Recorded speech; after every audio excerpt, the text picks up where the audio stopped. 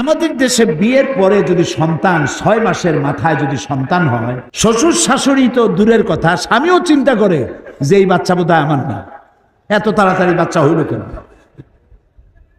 কি বল? এখন বিজ্ঞানীরা বলছে যে না, 6 মাসের ভিতরে যদি সন্তান হয় তা তার স্বামীর সন্তান, বলতেছে বিজ্ঞান। কিন্তু কোরআন বলেছে ১৫০০ বছর আগে। কি বলেছে? আল্লাহ রাব্বুল আলামিন বলেন, ওয়া হামলুহু ওয়া ফিসালুহু সালাসুনা শাহরা। হামলুহু ওয়া ফিসালুহু, গর্ভধারণ আর দুগ্ধপান সব মিলে 30 মাস। কে বলতেছেন?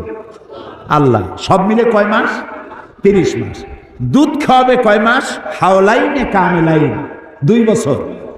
2 বছরে কয় মাস হয়?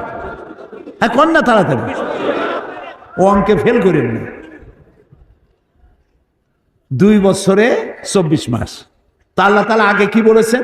ওয়া হামলুহু ওয়া ফিসালুহু সালাসুনা শাহরা, 30 মাস। 30 মাসের 24 মাস গেল দুধ খাওয়াইতে, থাকে কয় মাস? 6 মাস। এই 6 মাস গর্ভ, সর্বনিম্ন গর্ভের বয়স হলো 6 মাস।